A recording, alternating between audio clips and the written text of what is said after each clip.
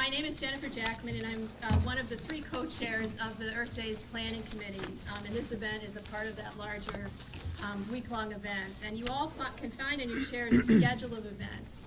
It's a very exciting week with films, speakers, panels, and I just wanted to highlight a few of those events that may be of particular interest to you. Particularly on the Wednesday night at 5 p.m. is our keynote address by Dr. Naomi Oreskes, and some of you may have heard of her before. She is actually the person who did the documentation to show that 97% of scientists with studies in peer-reviewed journals concur that there are human causes of climate change and that, in fact, it's happening. And so she's played really a leadership role with her scholarship in exposing the connection between climate change deniers and those who denied the cancer-causing properties of tobacco. So she's a very exciting speaker. She has a film based on her work called Merchants of Doubt that's just been released. So we invite everybody to come to that. It ties very closely with the themes today. That's at 5 o'clock on Wednesday in Meyer Hall, 444. And you can see the rest of the schedule. There are all kinds of exciting events. So with no further ado, it's my great pleasure to introduce the president of our university, Patricia Meservey.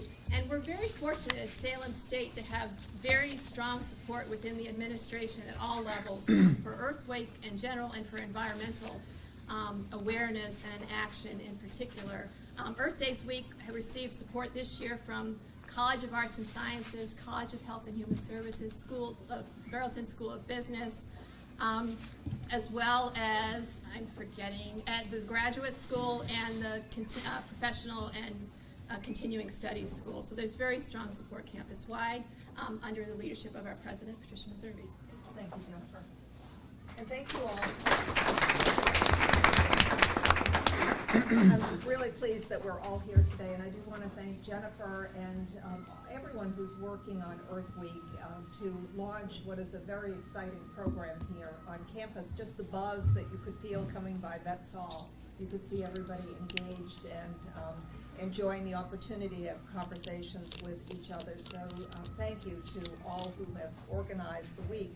And a very special thank you to our panel who is here today to discuss the topic of fossil fuels and our investment practices as a university, but also as a society, and where we will be headed. As this topic started to come forward, it was a great opportunity for an academic institution to look at what are the different sides of an issue, and how can we take opportunities through dialogue, through the panel, as we're going to have here today, to really learn the different perspectives and how people would have a different viewpoint than our own. It is the role of the academy to do that, to be able to allow for very healthy discourse when we may disagree, but to really be listening to each other so that we can learn that point of view and find out if indeed our viewpoint needs to be altered. So I want to thank everyone who is here. We were just contrasting a little bit with what is happening at Harvard and Swarthmore and elsewhere, where the discussion has really evaporated into protests, which I'm not sure allows for that exchange of views in the civil manner that we are able to afford today. I also would like to just do a very special thank you to Noel Healy, our professor of geography, and Karen House, vice president of finance and business, for the partnership they too have forged from faculty to finance, and how can we bring this work forward. So my real role today is to introduce Rob Brown. Rob is going to be moderating our panel today. And it's fun. I've known Rob now for 8 years, and I thought I knew him pretty well, but you always find out a little factoid when you're going to introduce someone. First of all, and this is not the factoid, but Rob has just recently published a new book, and it is The Public Relations of Everything, which came out last November. Congratulations on that. He is certainly a very prominent faculty member in our communications department and has led a number of different innovative initiatives for us and works very closely with our students. The factoid that I would share with you that also helped me learn that I was a few years younger than Rob is that he wants people to know that his first presidential election, he voted for Hubert Humphrey in 1968. And needless to say, he lost. Well, my first election was in 1972, and I voted for Jim McGovern. Humphrey got more votes than McGovern, so you led a very positive pathway. But I thank Rob for taking his time to facilitate this discussion today, and I will turn it over to Rob. Thank you. Thank you. Just so that I don't go over, I have a new fine Timex watch here to keep everyone, including myself, on target. And thank you, President Missouri, for this. And I was thinking back when I was doing this that I attended the very first Earth Day in Central Park. This was in March 21st, I guess it was, in spring day of 1970. And I'm still here. I'm not here to give my opinions, but just we have a very distinguished panel, and I'm going to make a couple of remarks and then introduce the panel and tell you how this is going to work. And really we're very excited to see this attendance and to have, as President Missouri said, to have a conversation. So what we're talking about has become big news.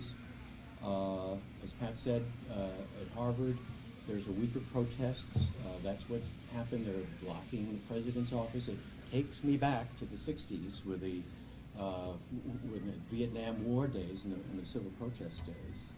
Let me begin by thanking the panelists, and I want to introduce them to you and to each other. Let me start with Jessica. Very exciting, an undergraduate here and a really productive undergraduate. Representative for Divest, Salem State from fossil fuels, a double major. You're going to be here a long time.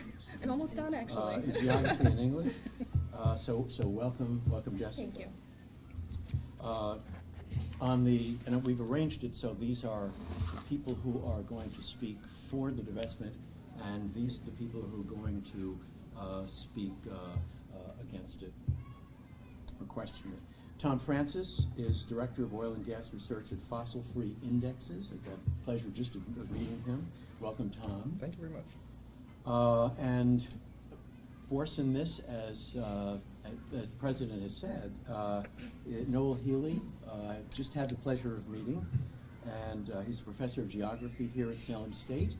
And it's really unfair because every time I listen to someone who speaks as beautifully as he does, I'm afraid that you've just got more points for your side. We don't have the Irish people on that side.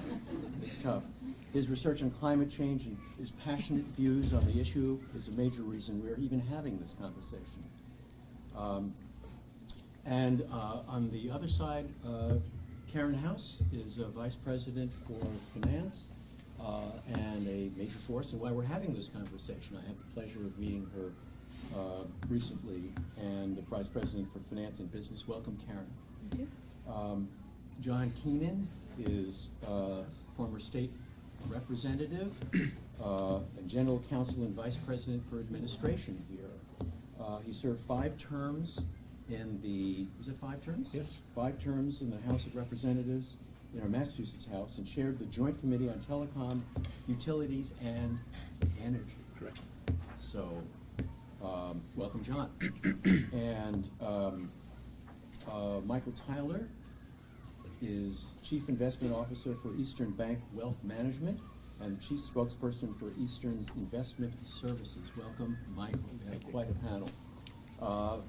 You're free to applaud the panel now.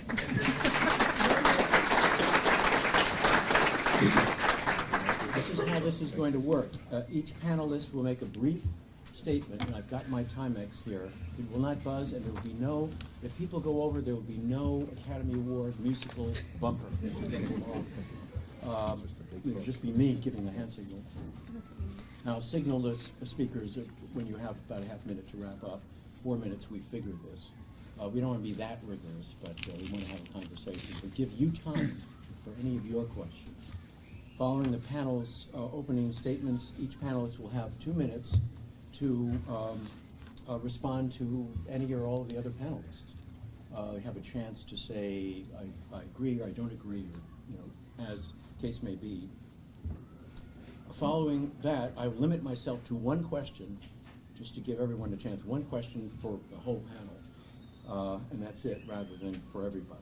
And finally, and perhaps most importantly, I think, you're really the stars of the show, I think. I think the President might agree with me here on this, that we're really glad to have this conversation, a civil conversation. And I want to give you ample time, we do, to ask questions, and we'll figure out the logistics then. The panelists will repeat the question. We're being audioed, we're being filmed, and that's great, so it'll be a record of what we're doing here. One more important rule today, we'll insist on this, no matter how passionate your views are, be courteous and respectful in responding. I don't foresee any problems, but we are a civil community, and this is an opportunity for that. So let's begin with you, Jessica, and I believe you've been playing a key role in forming this and in the petition. Your 4 minutes. Thank you.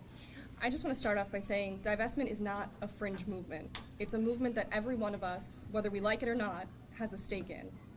There's no longer any reasonable doubt that global warming is caused primarily by the burning of fossil fuels, or that the business model of fossil fuel companies is fundamentally incompatible with a habitable world.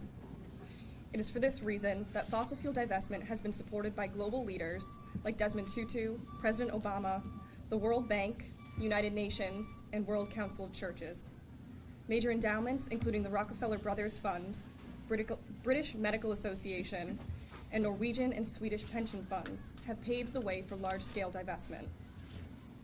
Fossil fuel divestment represents just one tactic within a broader climate activist movement, which aims to create the conditions necessary to avoid catastrophic climate change. The ultimate goal of the movement is pressuring governments to leave most of their proven fossil fuel reserves in the ground through legislation and policy action. This is a crucial distinction to make. Divestment does not have the goal of affecting the value of stocks, but inciting social change and aligning an institution's actions with its values. In Salem State's strategic plan, sustainability is listed as one of its 3 guiding principles, stating, "We take the long view. We understand that the decisions we make today will have repercussions for generations that follow. Our actions not only have an immediate impact on the environment that we live in, but send a strong message to our students about their roles as stewards of the community." And I'd really like to commend Salem State on taking steps to fulfill part of this mission. Salem State is a reporting member of the American College and University President's Climate Commitment. They've purchased at least 3.5 million kilowatt hours of renewable energy credits. Marsh Hall is LEED Gold certified. The new fitness center and Berry Library were designed to reach LEED Silver certification at least. Salem State has embraced alternative energy. They have solar panels on the O'Keefe Center and the Central Residence Hall complex, and installed geothermal heating systems for the new library.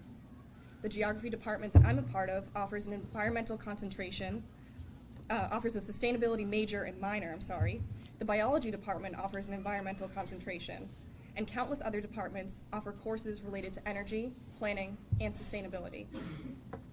These steps, however, are not enough. Not while we continue to bankroll the companies whose primary business is destroying the planet we're otherwise trying so hard to preserve. We cannot claim that we care about climate change while investing in an industry that threatens our planet, our health, and our future. The bottom line, it's hypocritical. Divestment is an opportunity to put our money where our mouth is, to not just preach values of sustainability, but embody them. And while Salem State is designed to prepare students for a prosperous future, it is simultaneously betting against our ability to have a future.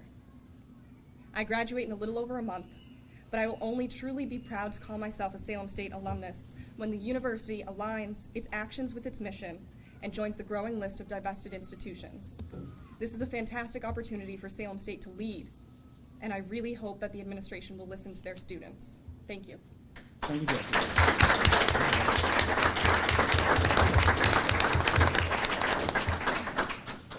And Karen House, the Vice President of Business and Finance, for you. Thank you, Rob. Thank you, everyone. Good afternoon. My goal in my opening statement is really just to provide information about how the investments that we're talking about today are governed. So there are two petitions that are being presented, a student petition and a faculty petition. Each petition is requesting action by two different organizations, Salem State University and Salem State University Foundation. So it's important to understand that. The university itself is created under Massachusetts general law, and under that law there is a board of trustees, an 11-member board of trustees, that has certain responsibilities for the university, including oversight of finances. So certainly it's a trustee responsibility and authority to make some choices about this decision. In addition to the university, there is a separate university foundation. This is a legally distinct organization, and it is governed by a 17-member board of directors. Again, a separate organization. The foundation is recognized under the nonprofit section of the tax code. It's a 501c3 organization. Its purpose is to support the university, and it does that primarily through its fundraising. There are two different investment portfolios that we are speaking about today, and each are governed by the separate boards that I've mentioned, who are charged to be the stewards of those funds. The Salem State University portfolio is now at about $13.3 million. On the University Foundation portfolio is about $25 million. So we have a handout which you will receive at some point that has the totals combined and shows you the amount that's invested currently in fossil fuels, which is slightly less than 6%. And it has varied a bit over the last 5 years, and that is shown on the handout that you'll receive. It's important for you to understand that today I'm speaking in my role as part of management of the university. I am not speaking for our Board of Trustees, and I'm not speaking for the foundation and its Board of Directors. They need to speak for themselves. Board members have a strong duty. It's called a fiduciary duty. They have a legal and an ethical duty to manage the investments in accordance with very professional standards and ways in which they are ensuring that the investments are being maximized. And this is more than just, it's different than an individual who would be making their own choices and decisions about their own investment portfolio. Each board is governed by a law that is the law in 49 of the states called UPMIFA, UPMIFA, which is the Uniform Prudent Management of Institutional Funds Act. And that really establishes a standard that the trustees need to honor, which is a standard of being prudent with regard to the investments. It is the case that one of the principles of responsible investing has traditionally been to diversify your portfolio. And by that we mean that you invest in various types of industries and industry segments so that as some go down, others are going up, and you are spreading your risk, you're limiting your risk, and you're able to bring a financial return that is considered to be in a responsible way. With regard to the university has an investment policy, which is a formal policy that is approved by the Board of Trustees and that is reviewed on an occasional basis by the Board of Trustees. Our policy is fairly standard in higher education. It speaks to the objective of the investments. It speaks to the asset allocation of the portfolio, some targeted ranges and some permissible ranges of equities versus debt instruments, etc. It speaks to the quality of the underlying investments, and it establishes some benchmarks for performance. It's within the boundaries of this investment policy that we then turn to professional investment advisors to ensure that we are benefiting from expertise and knowledge in this very complicated area. For the university, we are under contract with Eastern Bank Wealth Management, and we are represented by Michael Tyler, who you will hear from later. And Michael is expected to perform his work and apply his expertise within the boundaries of the investment policy. The investment policy is currently silent on the aspect of fossil fuel investments and other philosophical types of matters. And I think I'm being given the hook, so I will end my remarks there. I apologize No to the worries. Vice President for No that, and worries. also for mischaracterizing her as being against anything. Was she really just stating policies? And I think we're here from Michael now on for Noel. Noel, we'll turn to you now, and you have been a force for promulgating this and educating us on the science and this, and that's your expertise. So, your 4 minutes. Okay, thank you, Rob. Mary Robinson, former President of Ireland and UN High Commissioner for Human Rights, stated, "We are the last generation to be able to do something about climate change and the first generation to understand how serious it is. As academics, we are in the privileged position to understand the risks posed by climate change, but we have an even greater moral responsibility to be the first to act." The UN Secretary General Ban Ki-moon stated, "Climate change is an existential threat to our life and development," end quote. It is paradoxical for universities, particularly teaching universities, to remain invested in fossil fuels, to profit from an industry which is threatening the very future of our students. So why target the fossil fuel industry? Firstly, fossil fuels are the primary contributor to climate change. The burning of fossil fuels by industrial society is the major cause of currently observed and predicted climate change. The door to keep global warming below 2 degrees, as mandated by the Copenhagen Accord, is about to close. We have just until 2017 to halt construction of new fossil fuel infrastructure if we are to meet this critical 2-degree target. We are in a race against time, a race against common sense, and a race against what Pope Francis calls the globalization of indifference. Secondly, expansion is their business model. There isn't a fixable flaw in the fossil fuel industry business plan. As Bill McKibben stated, the flaw is the business plan, which is burning 5 times more carbon than is safe, end quote. Reform will not come from within. Shareholder resolutions may generate some tokenistic wins, but it will not force these companies to put themselves out of business. Not one of the top 200 companies have committed to stopping fossil fuel exploration and limiting extraction to its proportional share of the carbon budget.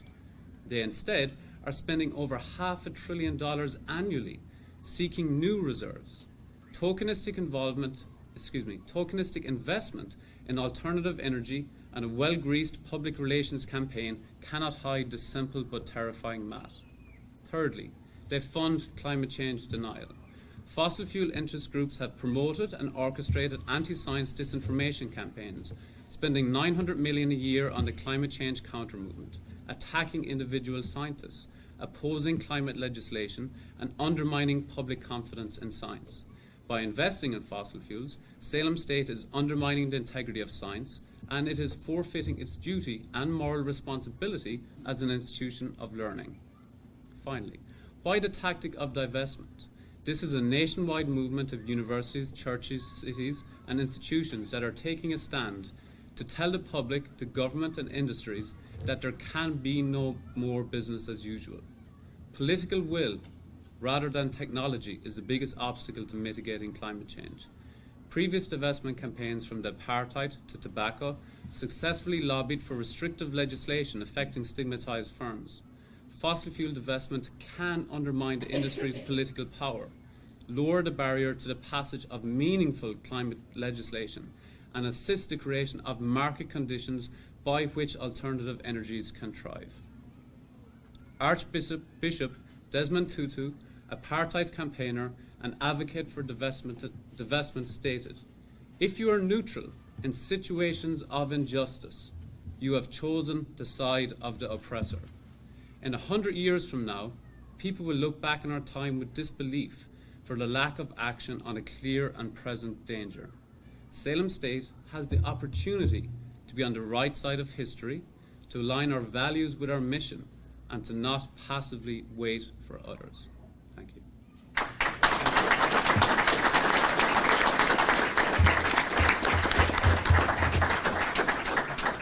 Michael, you have the unenviable task now of explaining why you are threatening us.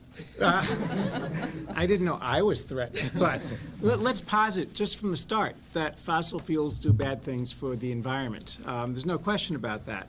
The question that we need to address is, so what are you going to do about that? Noel referenced the 200 largest producers in his comments, and I want to point out that as an investor, we start to think about, what does divestment actually mean? Does it simply mean that you don't put those 200 companies in your portfolio? Well, if so, you still have companies like Halliburton and Schlumberger, which are the biggest companies that actually do the drilling and do all of the transportation and so on. You still have most of the offshore drillers like Transocean, which had that minor problem in the Gulf of Mexico, that huge spill. You still have all the refiners, companies like Valero and so on, that you see all their brand names on the gas stations. You still have the pipeline companies. All of those are perfectly allowed according to most divestment benchmarks. And so you ask yourself, does divestment actually accomplish anything except making you feel good? Does it actually get out of the fossil fuel business? So let's kind of put that to one side.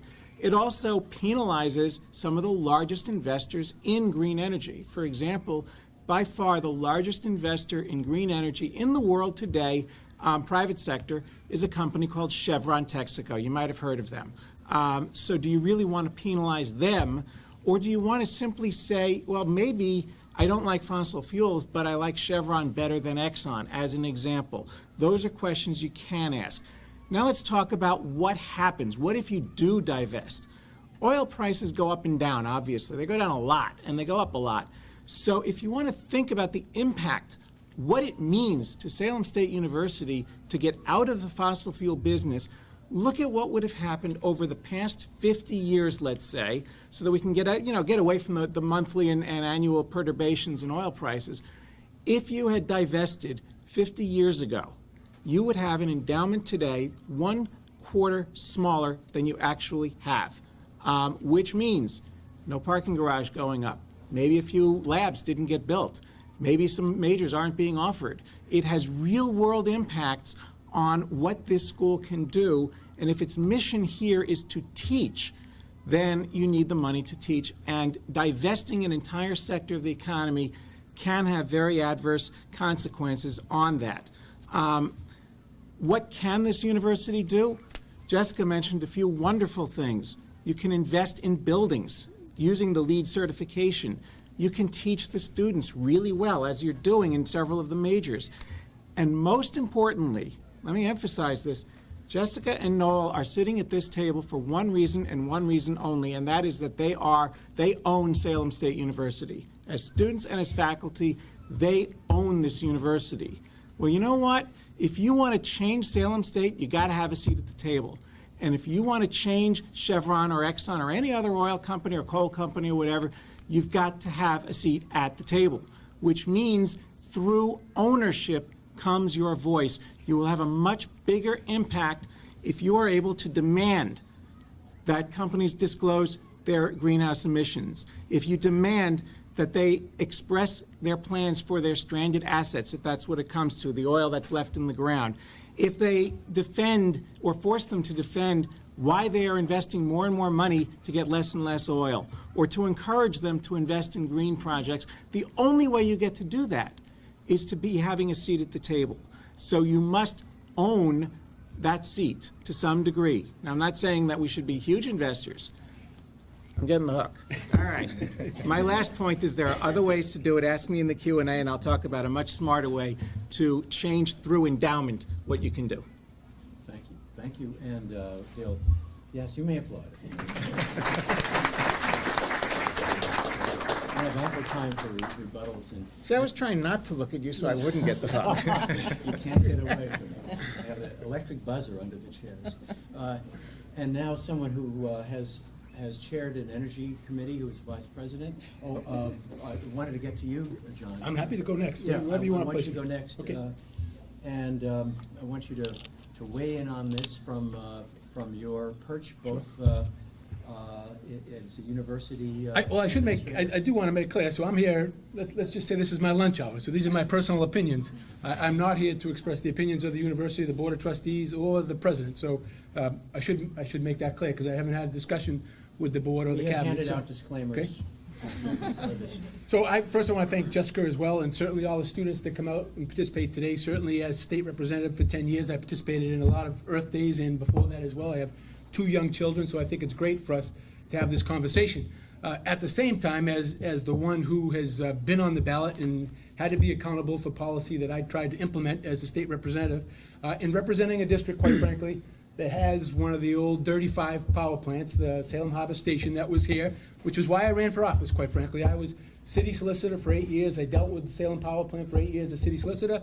It was going to close, and we had to do something about it. It's the biggest property taxpayer in the city of Salem by far.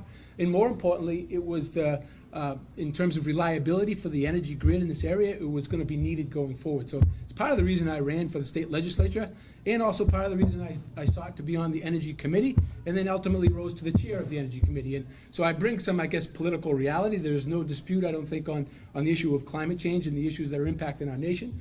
Part, I think, what we have to discuss is, in reality, how do we get from here to there? How do we get from here, where we have such a reliance on fossil fuel, to there, where perhaps we're more reliant on renewable energy? And it's not doable in the short term. So the power plant that I proposed and supported and is now being built, on a good day when the windows are open, you can hear the pilings being driven down there. There's 1,200 pilings that have to go into to build that fossil fuel plant. But in building that and replacing the coal plant, we're taking the equivalent of 90,000 cars off the road a year going forward. So part of why I'm here is to say is that fossil fuel can be part of the solution as well. And right here on campus, quite frankly, we've changed out, I'm in charge of facilities as well. We've changed out all our old oil burners here on campus and put in natural gas burners, reducing our fossil footprint here on campus. And we will continue to have sustainable buildings. We're building a garage that people drive to in cars, right? But it's also going to be a gold standard garage, as garage going. So part of what I'm here to say today is that you have to be able to work with fossil fuel, use it as a bridge to the future where we can get to a place where we might be able to have more renewable energy. Renewable energy, as we know, right, last week, I don't think the sun's shone all week. So you can't have solar panels when the sun's not shining, and you can't have wind when the wind's not blowing. You got to figure out, you got to create batteries to figure out how to store that energy. We are the innovative state of all the states here in the country. We have MIT, we have Harvard, we have the research facilities here in the Commonwealth. Figure out how to do it better. We can do that. We should be investing in that, and we should use it as a bridge to the future. So that's the position I've taken. Again, the political reality of it really is it would be very difficult to shut off fossil fuel today and fuel our economy tomorrow. If that plant at Salem Harbor Station wasn't built in the next 3 years, they said that there were going to be rolling blackouts here on the North Shore, here on Salem State campus. So it's just part of the reality of the day, and we ought to figure out how to work with it and make it better. Thank you. Thank you for that. And I must be last or next. Last, but you are the gun lap here, doing this. Tom, your views on fossil? Thank you. There are a lot of great topics that have been raised here, but I'm going to focus on just one narrow topic, and I'll try to talk quick, and we'll have lots of conversation afterwards, I think. So I'm going to talk about the performance of the divested portfolio. Fossil-free Indexes, the company that I'm associated with, created a version of the Standard & Poor's 500 that is divested, they're minus the Carbon Underground 200, the companies that hold the reserves that we're talking about, the fossil fuel reserves. After creating the index, I should say the S&P 500 is a broad market index. It reflects the performance of the U.S. stock market in general. The divested index is FFI US, and it has about 25, right now it's 25 companies that have pulled out of the S&P 500. We back-tested that index going back 10 years, which means we had to go back and recreate the Carbon Underground 200 for history based on data that was available at the time, and compared it to the S&P 500 as it was constituted going back in time.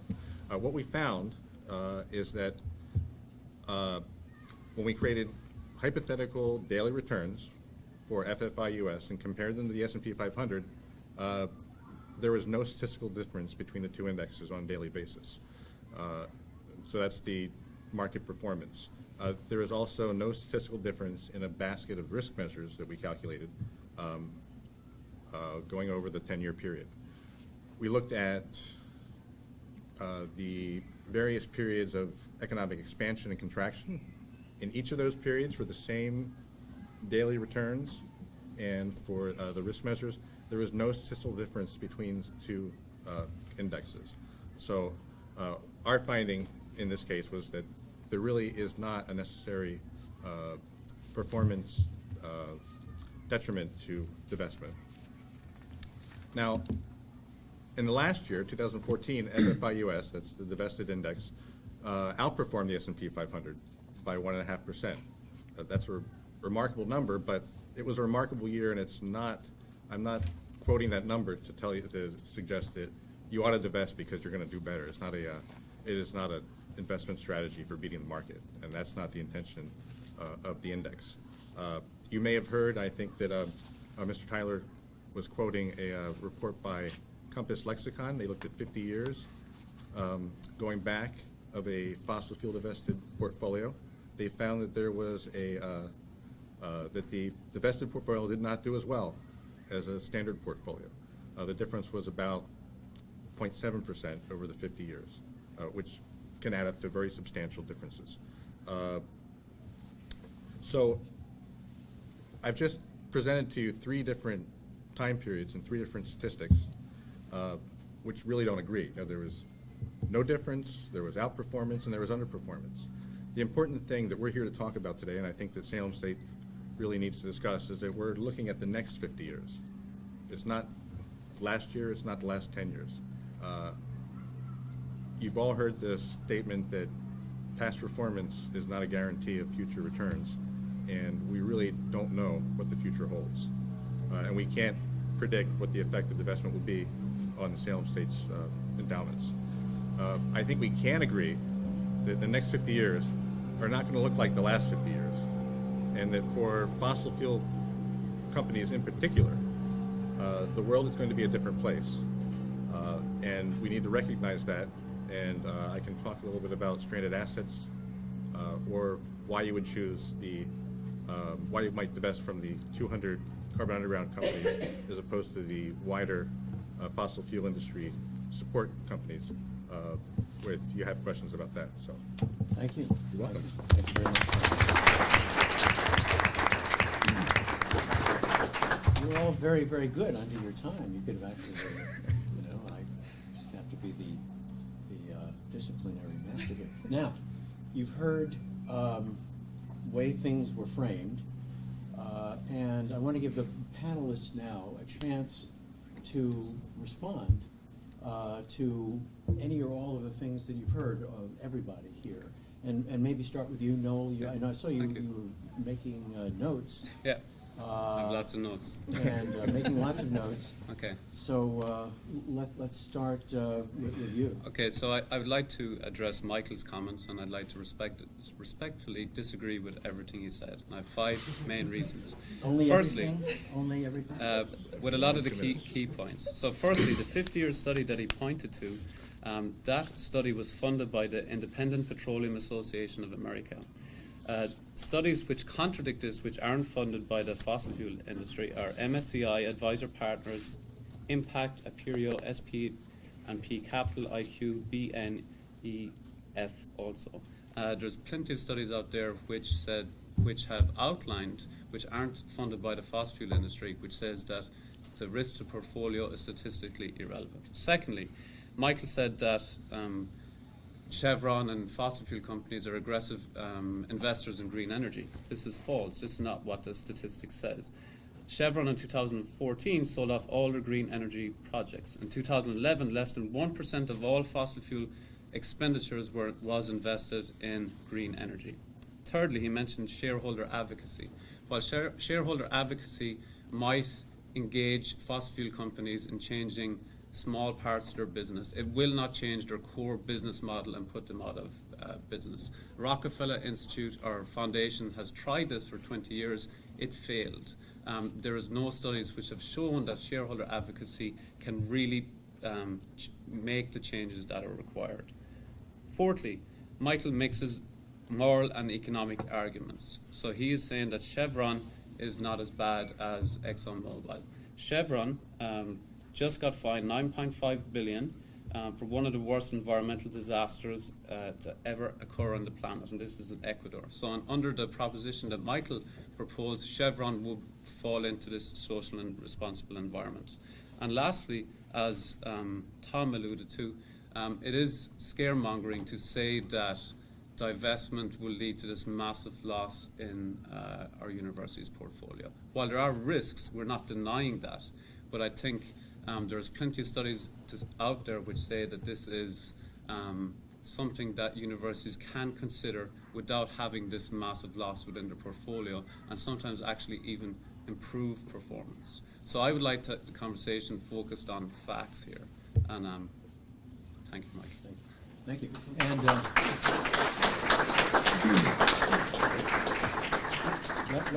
let's give you a chance to respond to that. Okay. Clearly, Chevron has been fined big money for various problems, as have many other companies. You have to look at what their behavior is after the fact. Chevron pays its fine, mitigates the damage, and gets back in business. Now, I'm not saying that Chevron is an ideal company. They've got a lot of problems, and I'm not going to pin any arguments on you should invest in Chevron versus other companies. But again, there is a way to be thinking about what is the kind of company that you want to invest in, and do you want to make distinctions among energy companies because some might be better than others. In terms of the statistics that Noel and Tom have been mentioning regarding performance, what are the two biggest drivers of performance of either energy companies or of markets overall? Well, the price of oil is certainly one of them. And depending on when you pick as your starting point and when you pick as your end point, if oil is higher at the beginning than at the end, then a portfolio with no oil is going to do a lot better. If oil is lower at the beginning and higher at the end, then a portfolio with oil is going to do a lot better. So you have to be careful about what you're looking at. And remember, again, the Carbon Underground 200 is 200 companies. That's my hook.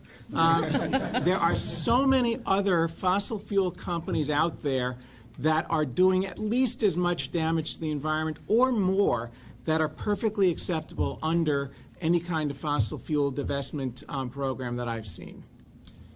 Thank you for that. And let's go to Tom. Sorry to jump in again. But Yeah, jump in again. Right. So when you're looking at the Carbon Underground 200, the reason that we want to focus on them is that they hold, and I'm going to talk in terms of carbon dioxide and not And can millions I of just barrels.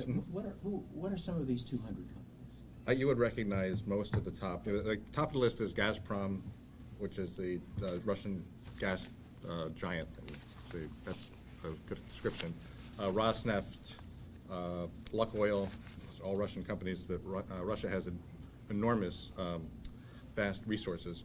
But also Exxon, Chevron, BP. So These are the oil and gas companies. The coal companies are a whole other list, and I being the oil and gas research director, I'm not as comfortable talking about the coal, and I actually think that you probably don't hold any coal companies. The market has already sort of spoken to some extent on coal, I think, and there are divestment is not a And question. if I'm not mistaken, Stanford decided to get out of coal, Yep, but they not did. out of Oil and gas. Yeah, they yes. divested the top 100 coal companies. They did.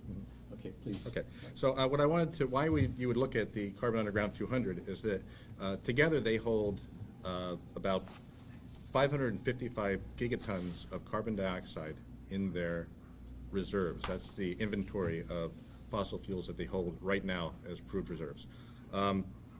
The average, to give you a context, we got 555 gigatons.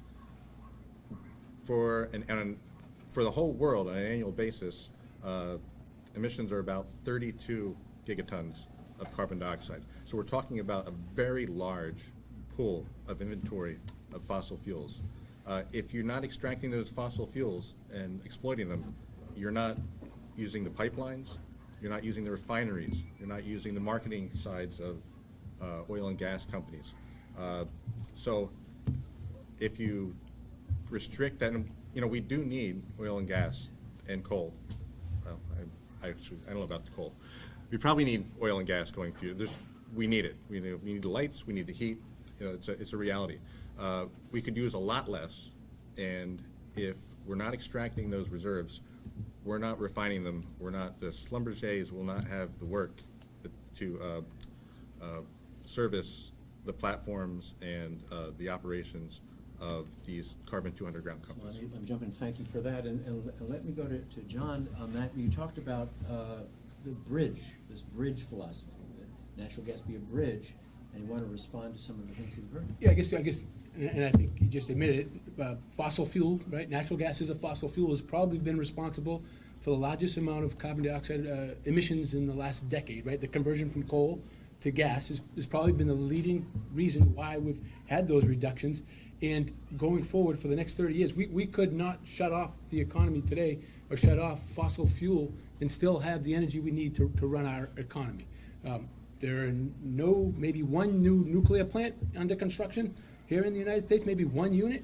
And anywhere you go to try to build a new nuclear power plant, it's just not going to happen. That's a non-starter. So we need other things, and natural gas has to be that bridge fuel. I agree with you. We're converting out of coal, but natural gas is a fossil fuel, and not all fossil fuels are equal. And natural gas has been a great benefit to the environment for the last 10 years. The power plant that I talk about here in Salem that's being built is the only power plant I've ever heard of that before it's even built has agreed to shut down. December 31st, 2049, right? Because of the very reason we believe it is a bridge. That is the model. That's what you're going to see happen around this country. And that's why it's called footprint. They want to have a smaller footprint, a smaller carbon footprint. And that's what they're going to hope to do when they go from power plant to power plant. But we need the power.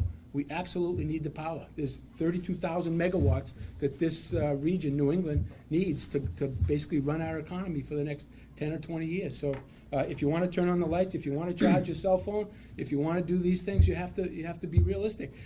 I drive a Honda Civic, right? I have solar panels on my house. I'm off the grid completely, 106% of my electricity. My watch is kinetically powered, right? I do whatever I can to get off the grid, but you have to understand and appreciate the fact that we need fossil fuel for this economy.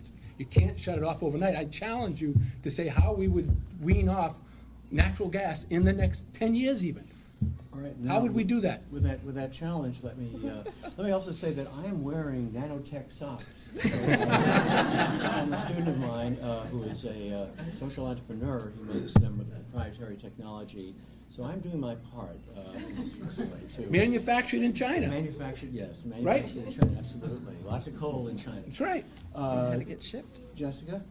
I'd actually like to backpedal a little bit and just address that, shareholder engagement was brought up as one tactic. Individual responsibility and changing your own actions, that was brought up as another tactic, which, are great tactics. And I think it's important to address that this isn't an either-or approach. It's a comprehensive action that we're suggesting, that, divestment is part of this comprehensive approach. And as much as we'd like to believe it, shareholder engagement is not enough. Individual actions are not enough. Education is not enough on its own. And we simply don't have the time to wait to see if these gradual processes take root. I think that's kind of gets at the heart of one of the most common criticisms of divestment, that it won't make a dent on the fossil fuel industry. We're not going to stop their money, so we should just give up. And I think it's important to note that we're not trying to shut down the fossil fuel industry. We're not trying to suggest that you divest willy-nilly from any activity that comes up that you think would be, let's start pulling money out of this. And a responsible disinvestment can do that. And it's important to be careful and look at the companies on a case-by-case basis and try and avoid the most carbon-intensive users from that field. It's true, we probably can't stop their money, but that's not a reason for us to give up. We can challenge their social license, we can undermine their political power, and I think that's why we're fighting for this, is we're uniting our voices to say that we deserve better and our future deserves better. Great, thank you, Jessica, for that. And I'd like to give you a chance, Karen, to sort of give your perspective from a university perch. Sure. I'd like to address some of the recent comments about, sort of what is the point, really? I think that's what it comes down to. If the goal is not to remove all the funding from the fossil fuel industry, if the goal is not to basically cause the industry to implode, and therefore we are living in a world of rolling blackouts and, insufficient power to generate our way of life, then sort of what is the goal, and is this the only way to achieve that goal? Jessica did, in her opening statement, provide examples of other actions that can be taken, and I applaud that and appreciate that very much. And as universities, I think that this is a complex issue, and universities are grappling with it. Frankly, I'm grateful to the students and the faculty for bringing this issue here to Salem State and making it prominent and giving us this opportunity to have an ongoing discussion. I don't think this is the only time we'll ever be discussing this issue at all. I think we need to engage in it very seriously and very thoughtfully. It's an important issue. It absolutely is. But is the only appropriate response on the part of the university, the trustees, to either divest or to not divest? Is that the only opportunity? Or are there other policies, other actions that we can and should take? I think that's really the important set of questions. And although some institutions have decided to divest, and they've done so very publicly and very symbolically, others have made a different choice. They've decided not to divest, and they've attempted to explain the reasons behind that. And in doing so, most of the ones that I've read have been very careful to list the numerous other actions that they do take and support in order to help achieve changed actions to avoid the climate change or to reverse the climate change that's underway. So I personally don't see that it's an either-or type of situation. And I do want to go back to my opening comments, because it is important for people to understand that trustees do have these fiduciary responsibilities, and they have to be very serious in how they approach handling the investments. If you are asking an investment advisor to do a case-by-case review of every single company, not only for its financial performance, but its underlying morals and ethics and so on, you're likely to incur increased fees. And that is one of the areas that is regulated through that MIFA that I referred to earlier, that if we are seeing decreased returns, we're seeing increased fees. That's not generally considered to be what a prudent investor would do. And so the trustees have to be mindful of those responsibilities as well. Thank you for that. And before we get to the audience, I'm going to move away now. If we were all to take a pop quiz on this, it would be tough. There's a lot of information, a lot of statistics out here. The people are experts and very well prepared. I don't think I would pass. But I do want to move this to tactics. Over at Harvard University, for an entire week, there's civil disobedience.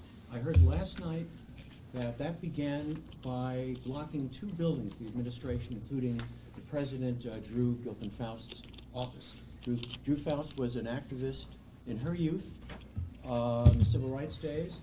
She has made a statement that it is not for a university, that is Harvard University, to engage in social policy this way through divestment. This would not be an appropriate way to do this. So what I'm going to do is to ask the panelists, let us say, because I'm in the news and PR side of things, in the broadcast and print side, to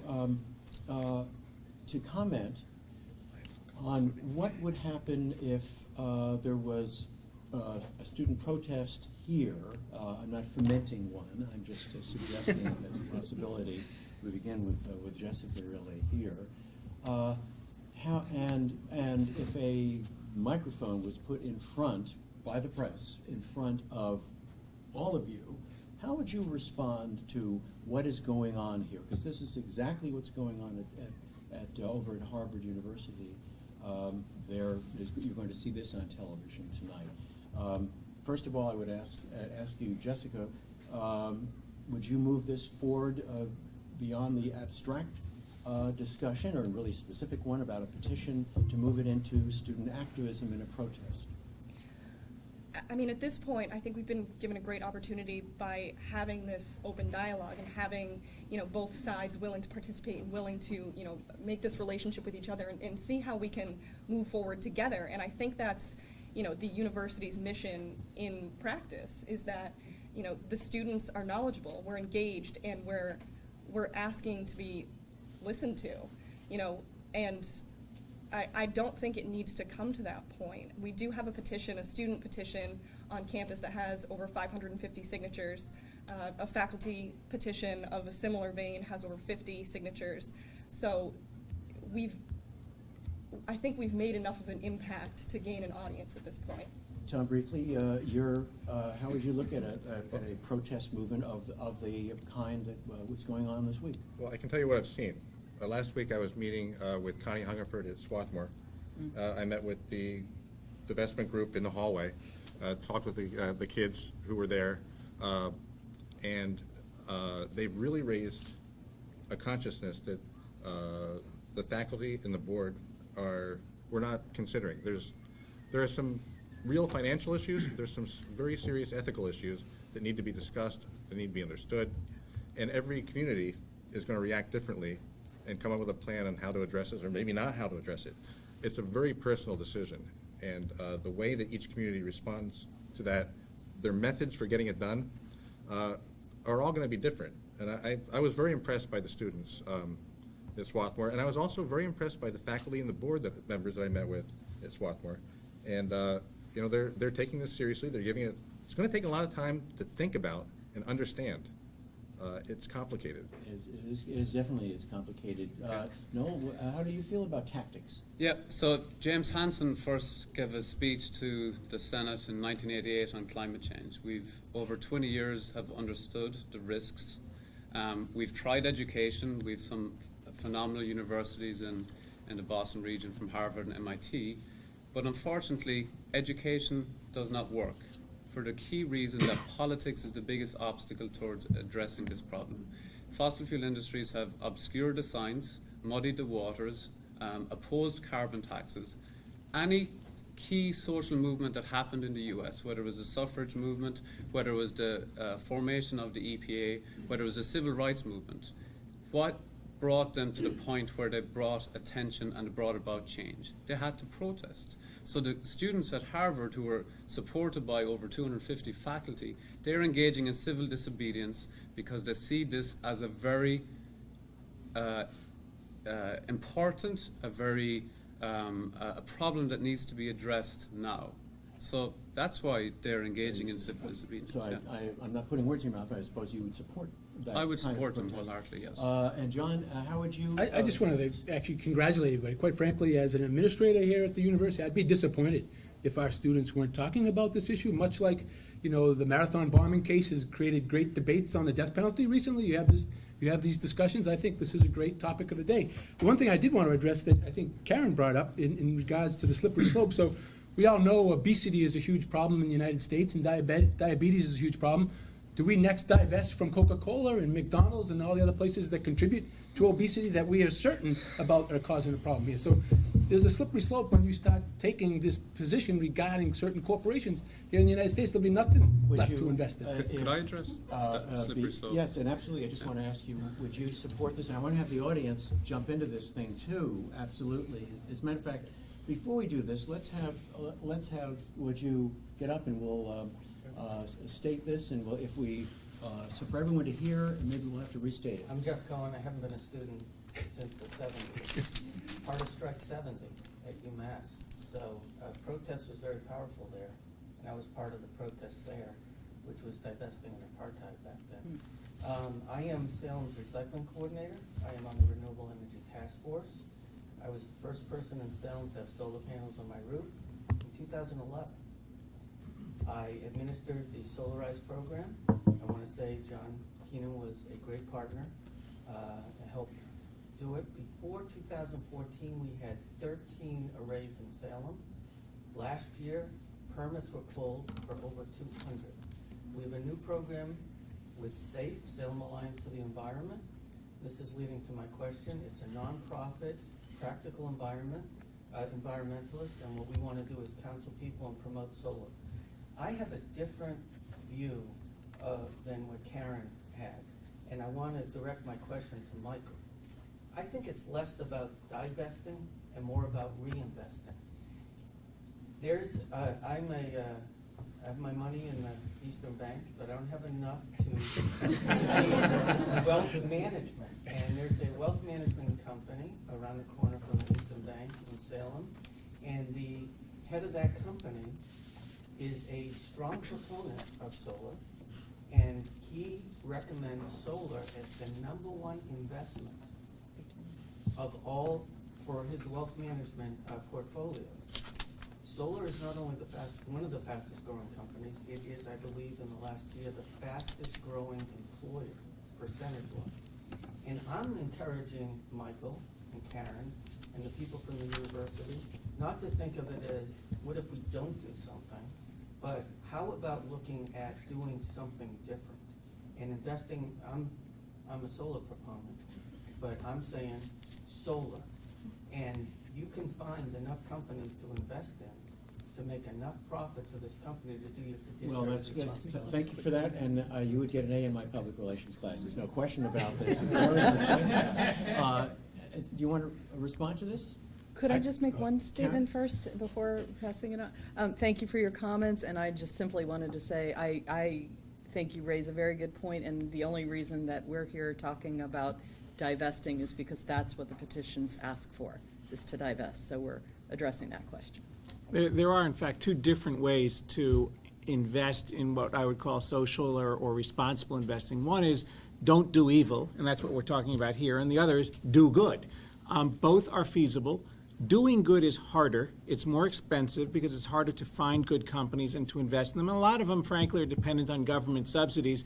And if those subsidies go away, those companies go bankrupt. So it's not easy to find good companies that you can invest in subject to the terms of what the endowment does. It is possible, and I salute you for that. And I think that we as a firm do offer that alternative. We do encourage people, and we do have a service available to do that. So, and it's one that we've talked with the university about switching over toward that platform as well. But I think that the important thing to remember here is really the ability to think about governance, and in that respect, it comes down to what happens when those people are out there protesting. I'll tell you, the only reason I didn't go to that Earth Day thing was that I was 9 and my parents wouldn't let me.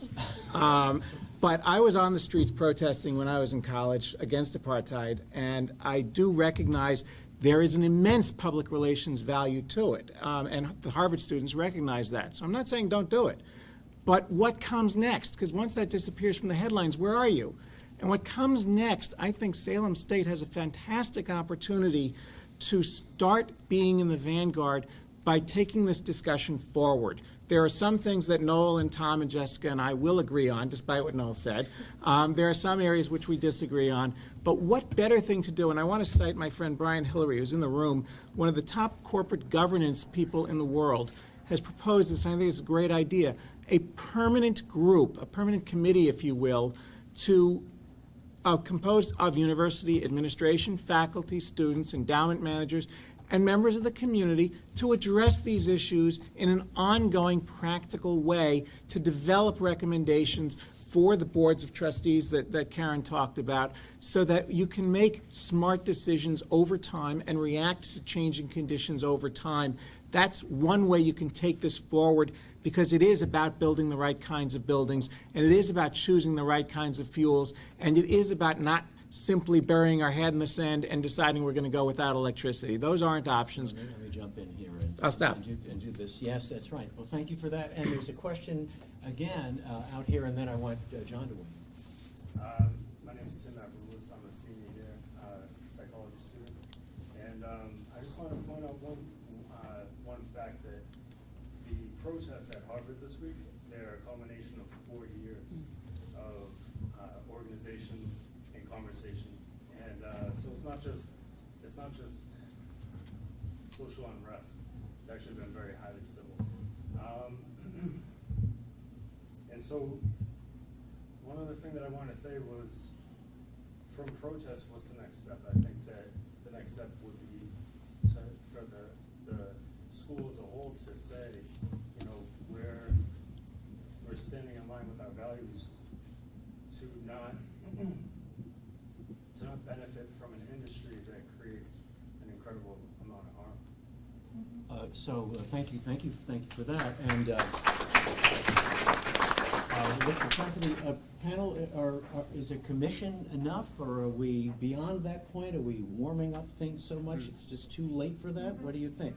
So I will agree actually with Michael on this point, and think that I would like to say that divestment is a tactic among a broader climate activist movement. We don't think that divestment alone will bring down the fossil fuel industry. We're not looking for society to drop fossil fuels overnight. What we're trying to do is to create the public space whereby the politics and power of fossil fuel industry is restricted, and we can then, for instance, the fossil fuel industry gets $750 million a year in subsidies, 6 times more than the alternative energies. There are companies, or there are countries like Germany who have a very aggressive alternative energy. They're targeting to have 50 to 60% by alternative energy by 2035. Costa Rica's completely powered 100% by fossil fuel industries, an announcement last week. Germany has approximately 30% or so powered by alternative energy. So politics is the biggest obstacle here, and divestment is a tactic by which we're trying to move the conversation forward, amongst other things. Or the tactics. And I want to ask the representative, 10 years energy, did you do 10 years of energy, or was that? I did 10 years. Is that how you said that? I did 10 years? I did. You're in there for 10 I would certainly encourage people, you know, run for office too as well. Call your elected officials and hold them accountable. I will tell you, when I was campaigning on behalf of the power plant, in the shadow of the stacks down at Salem Willows, every door that I knocked on, people were supportive of building a new plant there because it would also tear down the old plant. So there's lots of issues that come up to every particular problem. But get out there and knock on doors, run for office, hold the administration accountable here as well. We're happy to work with you. I think it's great to have participation. What role would you like to see the legislature play in this, the governor play in this tremendously important issue? Yeah, I would tell you it's a challenge. Actually, there's a hearing tomorrow at the State House. The Telecommunications, Utilities, and Energy is holding a hearing tomorrow on energy here in the Commonwealth and where Governor Baker should take the administration, because there is an issue of a need for more natural gas here. And just as I was leaving, we were beginning the debate about bringing huge amounts of hydro, Canadian hydro, down into this region as well. That would help offset the need for natural gas. I agree completely. Just like your investment portfolio, our energy portfolio should be divested. By divest as well. I mean, excuse me. Have different portfolio in your energy. So you should have hydro. You should have natural gas. You should have sun. You should have solar. You should have wind. Have the whole broad portfolio. But that has to be part of the discussion. And you can head into the State House tomorrow and talk about it. You have plenty of energy for 10 years, John. Right. Absolutely, and see that passion. Jessica, are you? Before I throw it back to the audience, and I'd love to hear some faculty members and anyone else. You may have opinions about this. Is this, listening to this, do you feel a little frustrated that it's going to be more commissions and more politics and more of that? Or are you willing to do that? Do you want to, you want to move this forward? How do you envision the future? I guess my stance on this is that we don't have the time to wait. Divestment is not something that should be undertaken lightly, but this is an issue that's dire enough, and we're facing something that's critical enough that this is the action we need to take. But it's such a cold winter. So And that yet the also is warmest year on warming record. as well, just to clarify. So you're a little frustrated. Emeritus professor, distinguished professor Kessler. I'm Rod Kessler. I would like to just bring up a very unrealistic and perhaps radical way of looking at this too. Let's say our problem is really not that we should be divesting or not, but that there's just too much fossil fuel being burned and consumed. And imagine if we could cut that down by 90%. So we have 10% for the things we really need. Well, as John has pointed out, our economy depends on this, and to do something like that would just really wreck the economy. And my thought is, maybe that's not a bad idea. How come we're not talking about that? I know this is very dystopic or whatever. You go to the mall, just look around, and 90% of what you see there is useless. Go into a grocery store, and so many of the products we see, the whole chips aisle, useless. And these things, except we do need them very definitely, because people need jobs. And it's just like nuclear. You can have nuclear, maybe we wouldn't have this problem of burning fossil fuels, but it's a non-starter, as you said. But is anybody thinking about economic and social, I guess the word is revolution. You know, if we had a world where we didn't have to have tchotchkes, figurines, whatever, maybe we wouldn't be burning the 90%. Now, I don't think what I said is realistic, but I think someone has to at least bring it up. So. I'm glad that you brought it up. We are. I don't want to make, this is a very important issue to make light of this, but we could have a protest against Doritos, possibly, and other non-nutritious foods. Audience, we see, yes. Would you introduce yourself? Yes, my name is Amy Bird, and I'm a new student at Salem State, but I'm old, so. Welcome. I'm a young student. Pediatric nurse at Children's Hospital in Boston, who has also been making its part to go green successfully, and everyone has bought into it. Very new to the political science arena, but I want to say that I think a new look at things is sometimes very important, and the pieces that I'm learning about now and sitting and watching you. Go and protest, first of all, because we have to take a stand, and then the next college will take a stand, and the next college will take a stand, and the next college will take a stand, and then people will start to take a stand.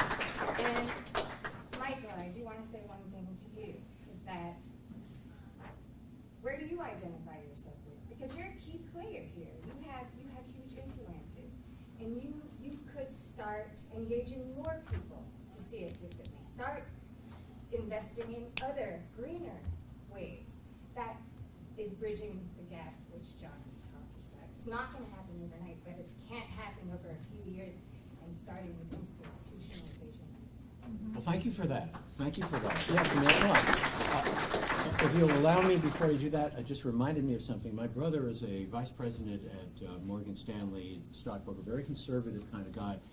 When, in the late 60s, when he turned against the war in Vietnam, after Walter Cronkite and Johnson and all of that, his way of protesting was he just wore a suit jacket to work. That was it. He didn't wear a suit. That was it. Very, very, very gradual. We have questions about what tactics are, revolution, things like that, cultural questions. Panel, May I respond to them. Amy's point? Yes, yes, you may. Yes, Michael. So she asked me a Yes, question. Absolutely. First of all, by myself, I have no power. I only respond to the people who pay me, namely Salem State and any other clients that we have. But I do have the ability to help them, as you suggest, change their thinking. And I believe that very strongly. So we do, as a matter of fact, have a sustainable and responsible investing approach that we offer to our clients. Several have taken it, including our very largest client has converted their entire portfolio, $90 million, to that approach. So we are, in fact, guiding our clients where our clients are willing, and we're trying to guide that conversation in exactly the way that you're describing. I think that protesting is a great way to raise the issue.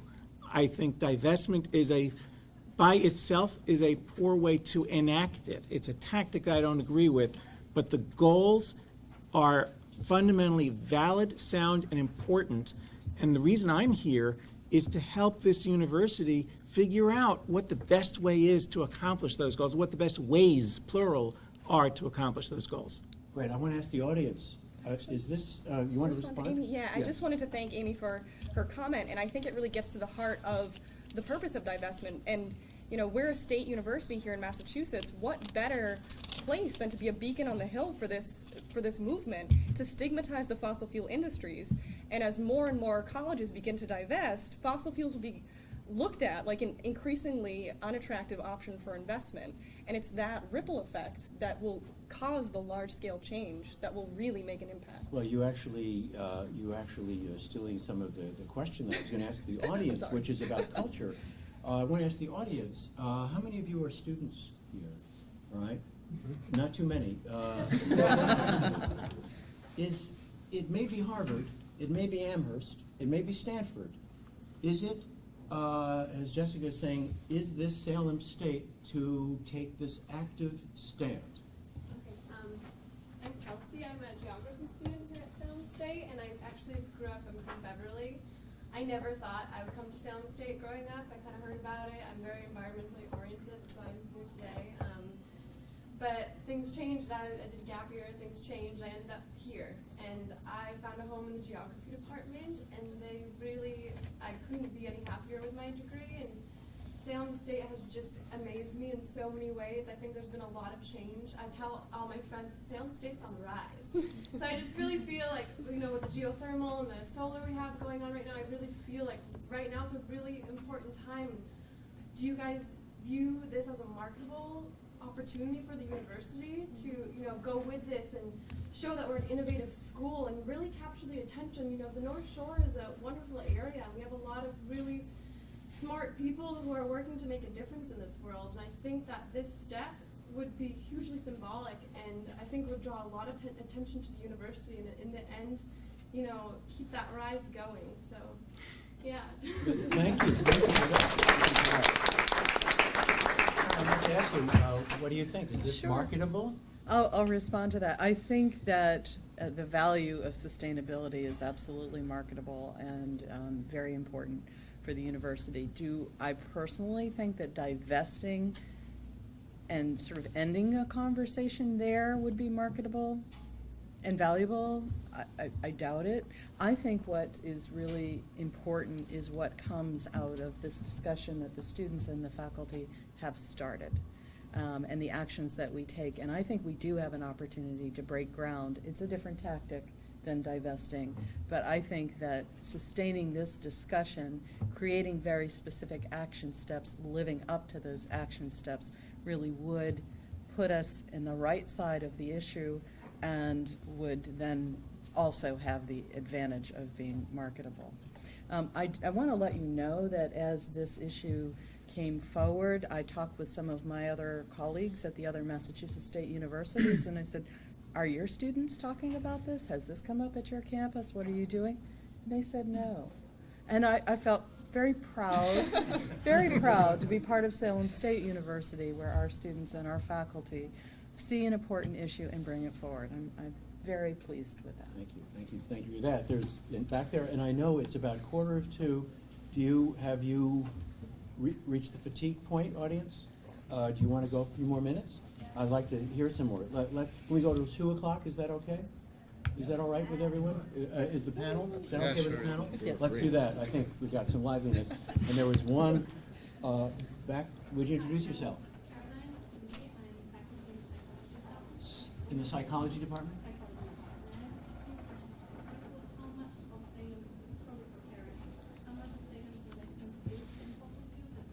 How much of Salem investment is in fossil fuels? Yes. What percentage? The combination, the total of the university and the foundation, broadly speaking, so the Carbon 200 and other fossil fuel-related companies is slightly less than 6% at the end of calendar 2014. That has varied a lot. The high point was in calendar 2011, where it was slightly less than 8%. Karen, is that a number of companies or market cap? Just Market cap. okay, Yep. great. So, and I've heard it's between 2 and 10% generally around, I don't know. You have another question? Yes, I do. I have 2 more questions. Excellent. And that one is, you said that if we had invested 50 years ago in fossil fuels, the investment would be down a quarter, roughly. So at that point, were there any equivalent investments that were equal in terms of value? Because, you have to equalize the investments in terms of what they are valued at. And we all know that solar has had a crash in the last few years, but maybe you could invest in other kinds of strategies rather than being fossil fuels. And maybe if you invested in other industries, there wouldn't have been a 1/4% crash. So you're asking whether if to divest, to reinvest, what kinds of reinvestment in other industries would be just as healthy as profitable. Is that right? Is that right? Related to that is that the oil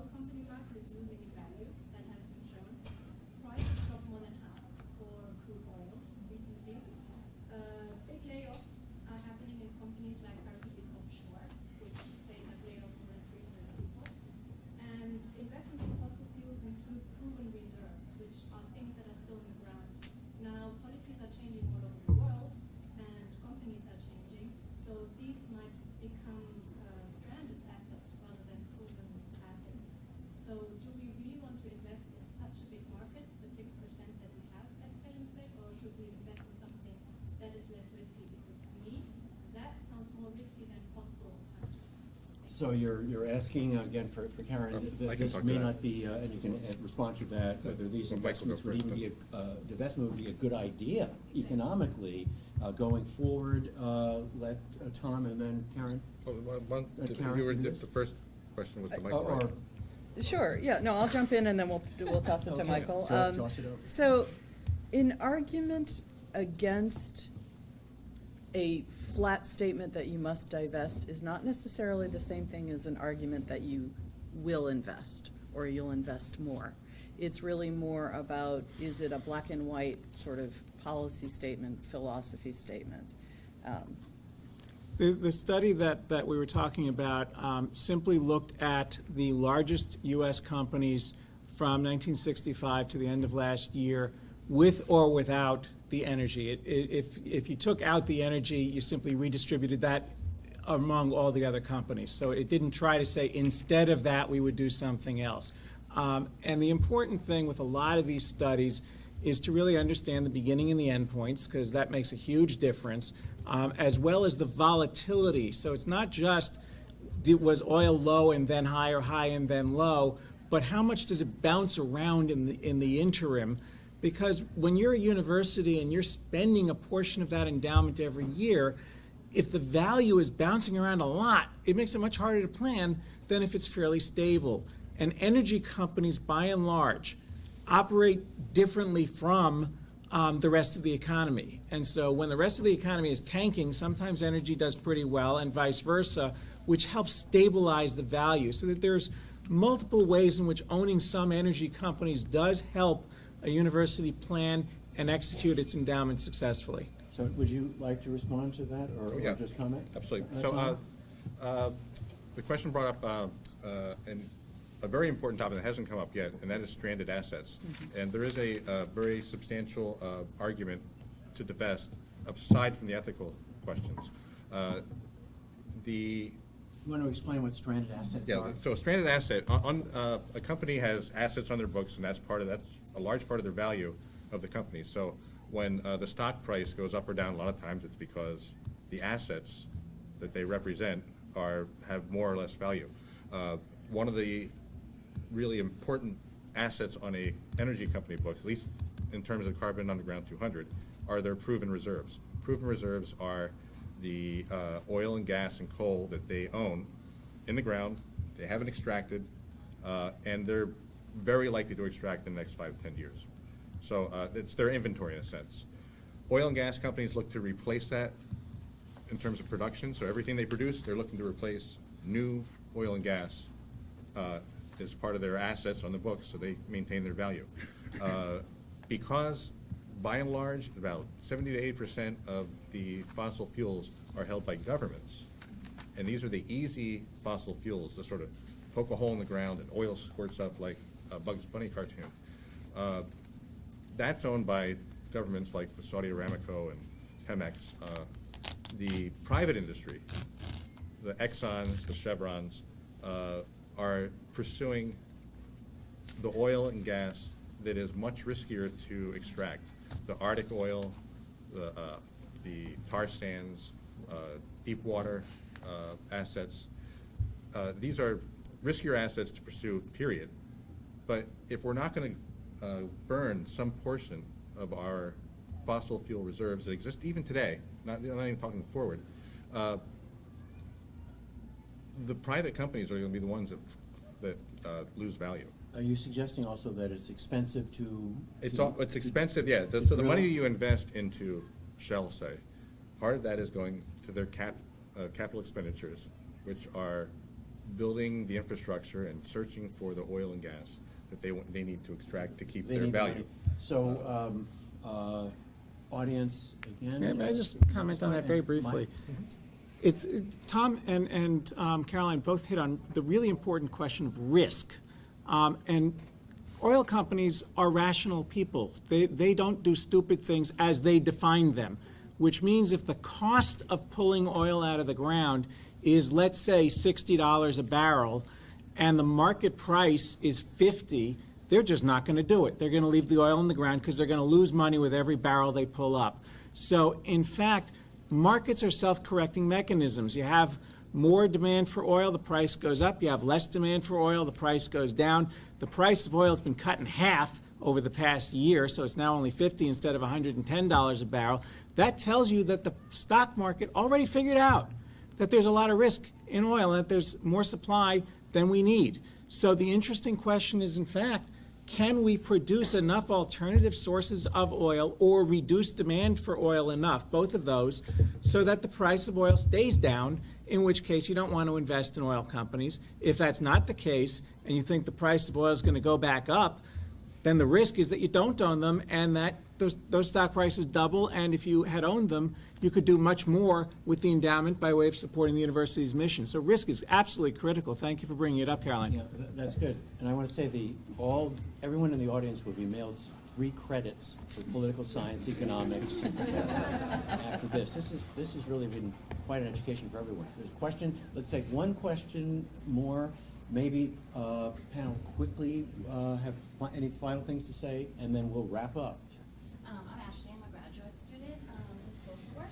And so just to talk a little bit about risk, I just want to mention again the social risk. You know, we talked about the possibility of rolling blackouts and things like that, but I think it's important when we're deciding why divestment, why having a conversation is because we don't want droughts, we don't want floods, we don't want places to disappear.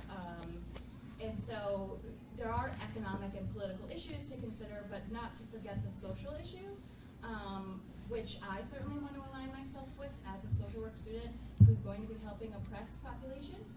And so I don't really have a question, but I just want to make sure that we focus certainly on the larger social issue, and that this is not just in our lifetime, and it's not just about blackouts or what energy risks we currently hold, but that's all.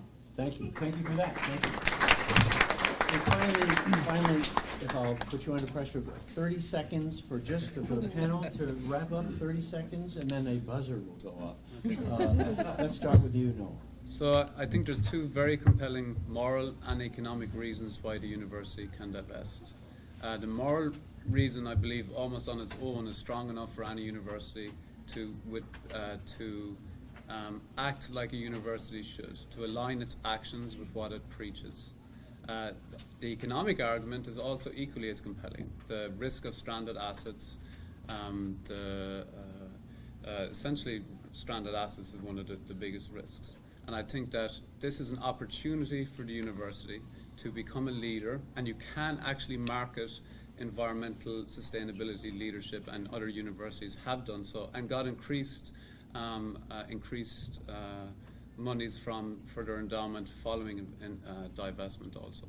Thank you. Thank you. And let's, on this side, John, would you like to just 30 seconds? Sure. I guess I would say there's, in any moral question, there's, in political debate as well, there's really very few things that are black and white, and I would say this is probably one of the things that is gray, and you have to look at the various sides and see how we do get to an achievable end date of no fossil fuels or less fossil fuels or more renewable energy. And just saying, be pragmatic, be practical about it, how we're going to be able to get there and get there in a way that's not going to completely wreck the economy. And the last thing I guess I would say, it's also not just a local issue, it's a global issue. As China and India try to bring hundreds of millions of people out of poverty, they're going to be relying on fossil fuel to do that, and we can't ignore that fact either. It's a very big problem. So the developing world, they're not looking for fossil fuels, they're looking for energy. I think there's a clear difference there. Mm-hmm. And climate change is going to bring the developing world back decades, and the IPCC has said this, the United Nations have said this, so I think that's an important clarification. I would just say China builds a coal plant that was just dismantled in Salem every week. So China has actually been one of the largest investors in green energy. 25% of the water that's used in everyday households comes from solar energy within China. China actually are leading the way in green energy investments along with Germany.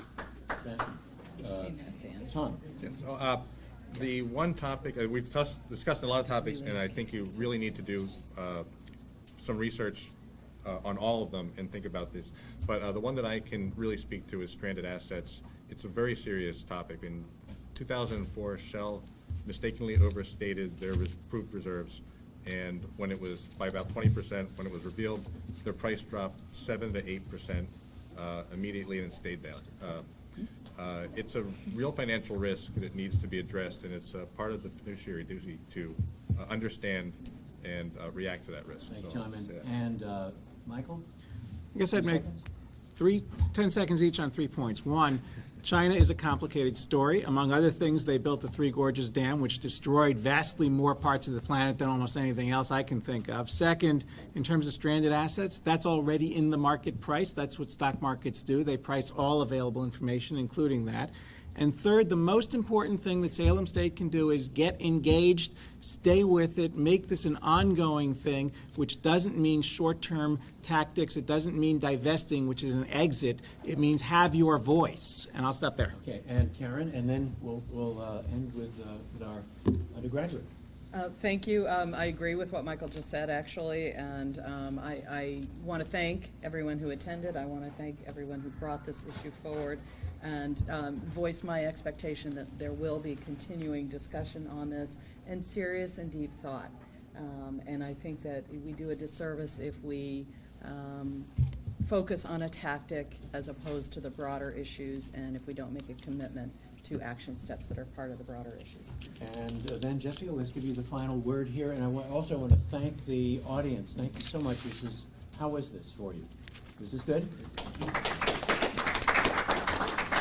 Jessica, final word? I just want to end by saying that those least responsible for the climate devastation that's been happening so far are those feeling the brunt of, the catastrophes that we've seen so far. And to that end, we have a responsibility to put the needs of society above that of one industry. We need to start here, we need to start now, and I believe that divestment is the beginning of another conversation, not the end of the conversation, because it allows us an opportunity to discuss what are we going to do with the money that is divested, where do we reinvest, and how do we follow through on our mission and our values for the future. Thank you.